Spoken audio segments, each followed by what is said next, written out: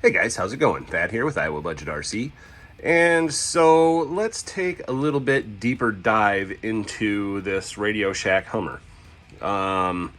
So we're going to convert it to modern electronics.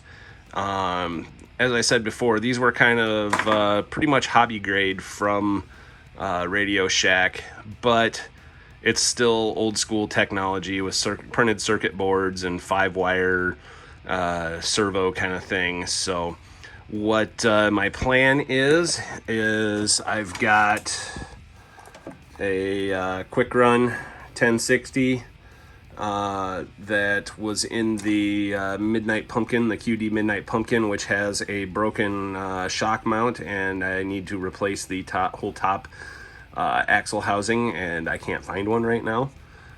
So I stole that, and I've got one of these 4 for $20 servos, and I'm going to run this transmitter here, and this is a TSD, and should be plenty good for what we need to do. So anyway, let's pull the body off this thing and check out what the chassis looks like.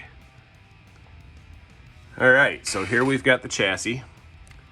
Underneath of there is the 540 motor, and I'll go ahead and check that out while I've got everything apart, make sure it's okay, make sure that wasn't the reason why everything was overheating and causing it to stop. It's got really springy friction shocks, but they having independent suspension, they should serve okay for what we're gonna use it for, bash/crawler. The one thing I do not like about this thing is this gigantic ugly bumper that's on the front of it. The back one's not so bad, but I think I might cut that off and eliminate that too, and just have the body bumpers on it. But this piece here, unfortunately, is structural, and then the servo actually is mounted right there in that area. So what I've seen some guys do is actually cut it and open this up and just glue the servo in. I've seen a few other guys just cut the front of it off right about here and leave that, and then put like a piece of aluminum or something over it. I don't know exactly what we're going to do yet, but we'll figure that out as we go. There's no rules here. It's just go as you may. So as I said, these have metal drive shafts, metal drive cups, metal spindles. Everything on these things was very well built from Radio Shack. Nico, whoever made these for them. There's bearings in there, and they're a little bit loose, but they're I think that I can repack them and they'll be fine. The circuit board and everything is all buried under here, so I'll open that up and show you all that, and hopefully by the next couple episodes we'll have this thing up and running and have a fun little truck. So anyway, alright, since this is the Tubbo Towels build, and as dirty as this thing is, I thought I'd take one of the Tubbo Towels cleaning wipes and just kind of clean all the grime off and clean it up under here, make it look a little nicer before we start tearing into it.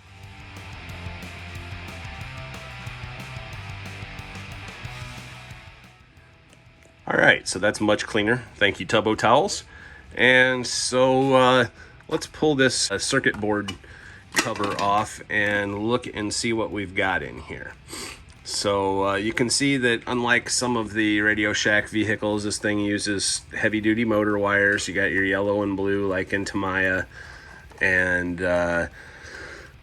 then this thing had this potentiometer here, which I think was actually part of the problem, but I can't tell you for sure.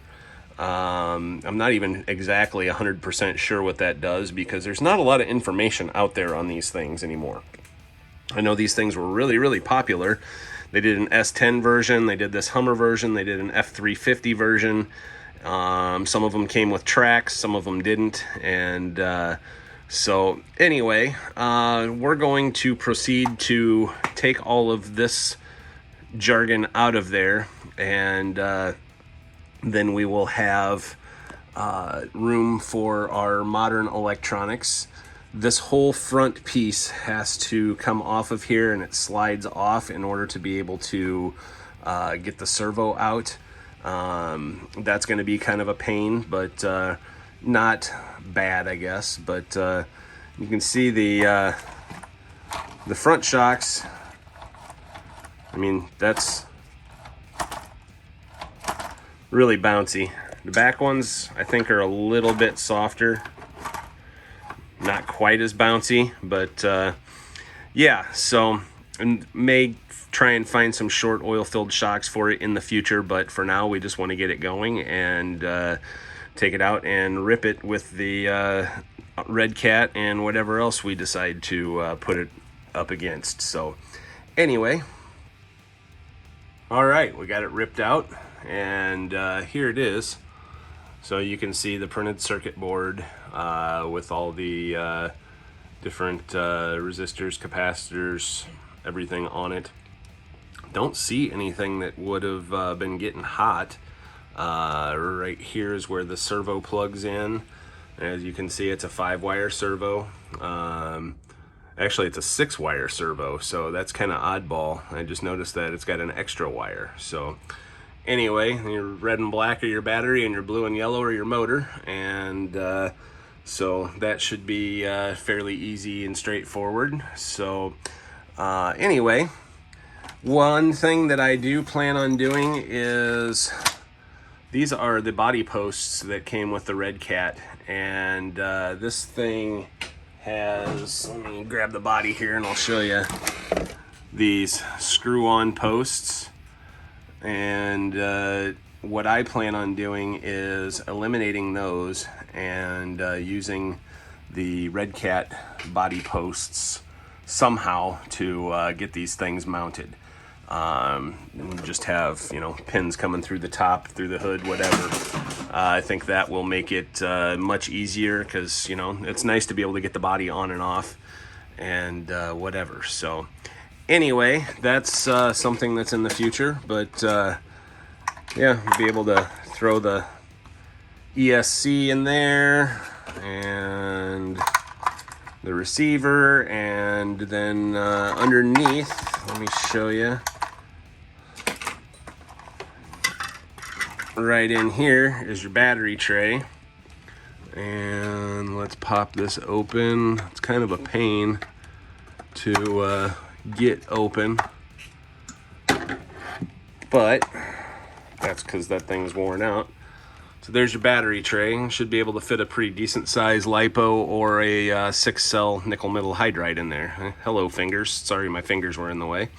Wasn't paying attention, but anyway, so that will work for that. So that's where I'm going to leave this right now, and we will come back when I've got a little more motivation, when I've got AC working, and get the front of this taken off and taken apart and get the servo mounted. So anyway, this is part 1. Thanks for watching, guys. Have a great day, and hit that subscribe button.